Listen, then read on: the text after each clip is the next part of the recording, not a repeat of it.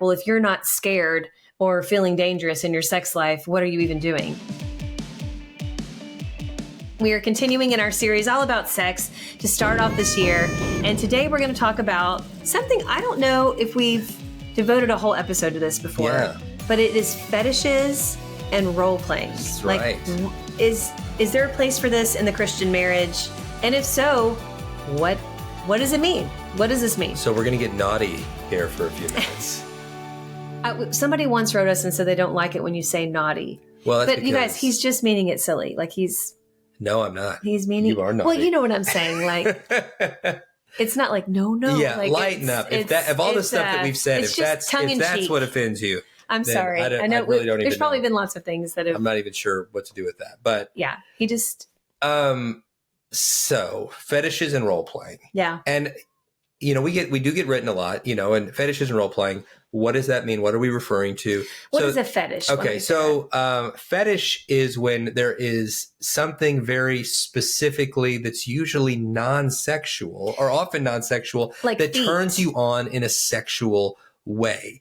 Like, you like doing stuff with your wife's feet. Like you're really into feet. Or you're really into certain kind of fabric, the feel of like, if I wear something that's like, if you wear something that's like fluffy and made of silk, then that's like that's the turn on. I got to have that to really get going. Yeah. And so that's in a nutshell, that's fetishes. There's that's lots kind of of others, simplification of it. Role playing is just what it sounds like. It's when you're playing specific roles and you're acting out scenarios where it's like, hey, I'm the pizza delivery guy. Yeah.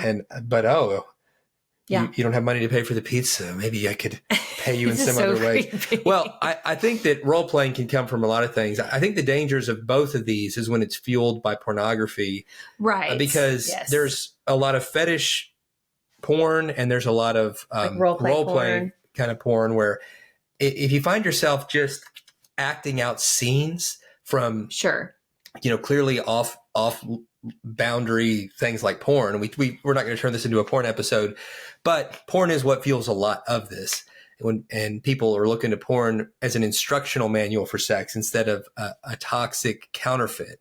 So I'm not saying that all fetishes and role playing are bad. I'm just saying that anything that's fueled by pornography is going to ultimately hurt you. We need to ask ourselves that. And right. Even, like what, I've received messages before from wives who are saying like, my husband wants me to do this role playing.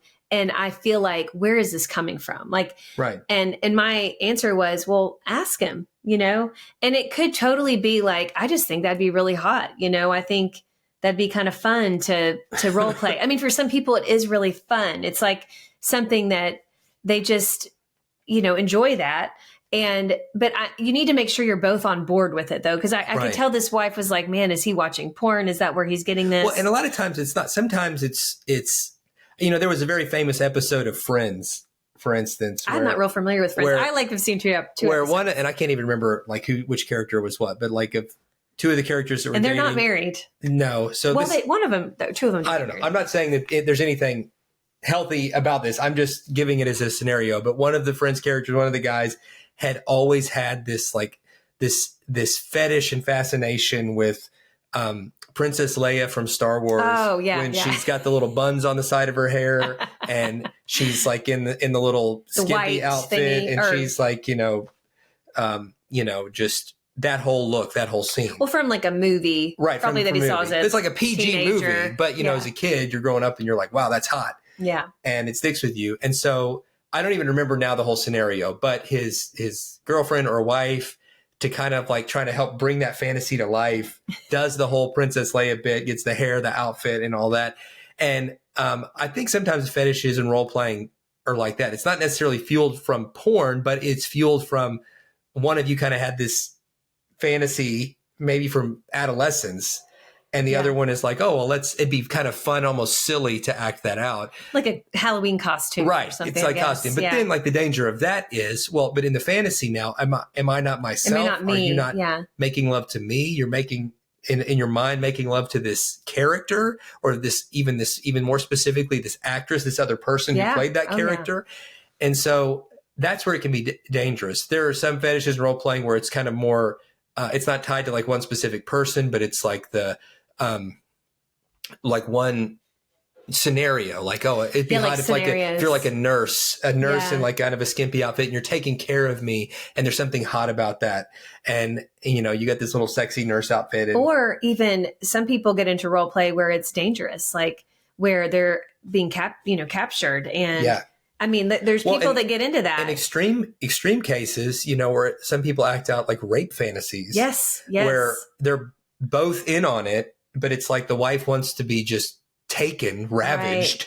Right. And, you know, the husband wants, you know. Saying ravaged, I don't know why that made me laugh, but there is a thing. Yeah. And I mean, and technically you could create that without having it be a rape fantasy. You know what I'm saying? Like, right. And again, you need to like, and if that's, I mean, that's violent. Yeah. If it's violent, if it's rooted in violence, for me, I feel like it's dangerous to act out any kind of scene that is anchored in something that's violent. Like if you have to go to a place where you're doing something that's really objectifying or violent and diminishing. Or illegal or diminishing, or even pretending that there's not consent, that feels dangerous to me. That feels disrespectful to the other person. Yeah. And so I'm not here to be the referee of everybody's sex life, because I do think God gives us an enormous amount of freedom in the bedroom. But I also think that fetishes and role playing can be a gateway to some really dangerous things. Yeah. Well, like, is it called, am I saying this right? BDSM? Am I saying that? Yeah. I'm not even sure what that all stands for, but I know that it's the bondage and the choking and like, you know, where like the submissive and the dominant type thing, like a 50 whips Shades. And chains. And, and whips and chains, like that song that's so popular. No. You can whip your lover. There's a new Christian version of that, which is, it makes me smile. It's on Instagram. But anyway, but there, you know, and it's, even that song's done like almost to be silly, but it's, you know, in our culture, it is very pervasive. Like, well, if you're not scared or feeling dangerous in your sex life, what are you even doing? And I think that that's very much perpetuated by, just pop culture and movies and things. And most of the time, like, we've had people write us over the years, and you know, we've been doing this over a decade now, and it's usually one spouse really likes it and the other just goes along with it. Right. And that is heartbreaking. That dynamic's so hard, because the one that's going along, you know, you're trying to like be there for your spouse, but the whole time you feel used or uncomfortable. Right. And the other spouse, I think the bed, here's the bottom line. The marriage bed has to be the safest place on earth for both of you. Safe.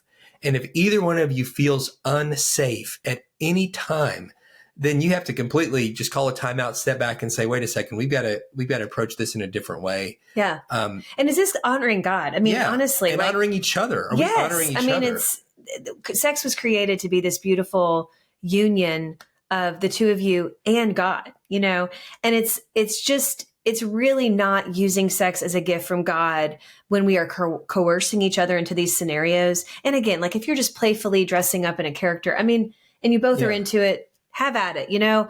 And the fetish thing, like, you married your spouse because you love their feet and you want to like kiss on their feet and stuff.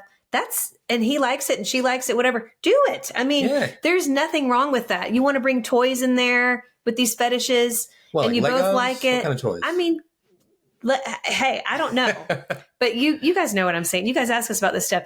Again, if you feel like, you know what, I'm not I feel like this isn't hurting my spouse, this is just being playful, that's a whole other thing. And we're not using sex. Be playful. We like always come back to, and we're using sex as a gift that God created, because God is always right there with us. And we just have to remember that, you know, it is this beautiful gift that he gave us a lot of freedom, but it's not meant to be a rape scenario, or, you know what I'm saying? Like, I mean, that is clearly against God's design.